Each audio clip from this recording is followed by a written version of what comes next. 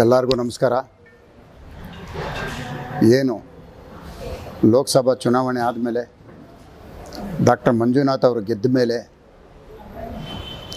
ಸತತವಾಗಿ ಅತ್ಯಾಚಾರ ಪ್ರಕರಣಗಳು, ದಲಿತ ದೌರ್ಜನ್ಯ ಪ್ರಕರಣಗಳು ಭಾಳಷ್ಟು ದಾಖಲಿಸ್ತಾ ಇದ್ದಾರೆ.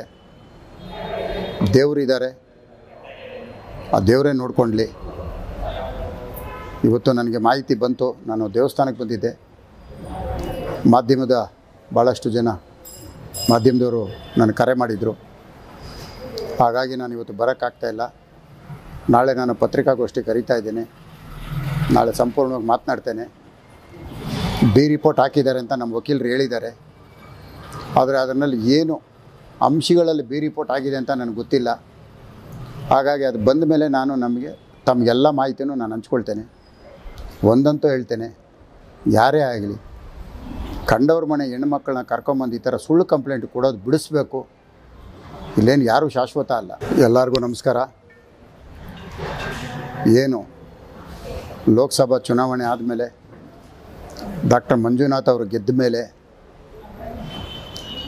ಸತತವಾಗಿ ಅತ್ಯಾಚಾರ ಪ್ರಕರಣಗಳು, ದಲಿತ ದೌರ್ಜನ್ಯ ಪ್ರಕರಣಗಳು ಭಾಳಷ್ಟು ದಾಖಲಿಸ್ತಾ ಇದ್ದಾರೆ. ದೇವರಿದ್ದಾರೆ, ಆ ದೇವರೇ ನೋಡ್ಕೊಳ್ಳಿ. ಇವತ್ತು ನನಗೆ ಮಾಹಿತಿ ಬಂತು. ನಾನು ದೇವಸ್ಥಾನಕ್ಕೆ ಬಂದಿದ್ದೆ. ಮಾಧ್ಯಮದ ಭಾಳಷ್ಟು ಜನ ಮಾಧ್ಯಮದವರು ನನಗೆ ಕರೆ ಮಾಡಿದರು. ಹಾಗಾಗಿ ನಾನು ಇವತ್ತು ಬರೋಕ್ಕಾಗ್ತಾಯಿಲ್ಲ. ನಾಳೆ ನಾನು ಪತ್ರಿಕಾಗೋಷ್ಠಿ ಕರೀತಾ ಇದ್ದೇನೆ. ನಾಳೆ ಸಂಪೂರ್ಣವಾಗಿ ಮಾತನಾಡ್ತೇನೆ. ಬಿ ರಿಪೋರ್ಟ್ ಹಾಕಿದ್ದಾರೆ ಅಂತ ನಮ್ಮ ವಕೀಲರು ಹೇಳಿದ್ದಾರೆ. ಆದರೆ ಅದರಲ್ಲಿ ಏನು ಅಂಶಗಳಲ್ಲಿ ಬಿ ರಿಪೋರ್ಟ್ ಆಗಿದೆ ಅಂತ ನನಗೆ ಗೊತ್ತಿಲ್ಲ. ಹಾಗಾಗಿ ಅದು ಬಂದ ಮೇಲೆ ನಾನು ತಮಗೆಲ್ಲ ಮಾಹಿತಿನೂ ನಾನು ಹಂಚ್ಕೊಳ್ತೇನೆ. ಒಂದಂತೂ ಹೇಳ್ತೇನೆ, ಯಾರೇ ಆಗಲಿ ಕಂಡವ್ರ ಮನೆ ಹೆಣ್ಮಕ್ಳನ್ನ ಕರ್ಕೊಂಬಂದು ಈ ಥರ ಸುಳ್ಳು ಕಂಪ್ಲೇಂಟ್ ಕೊಡೋದು ಬಿಡಿಸ್ಬೇಕು. ಇಲ್ಲೇನು ಯಾರೂ ಶಾಶ್ವತ ಅಲ್ಲ.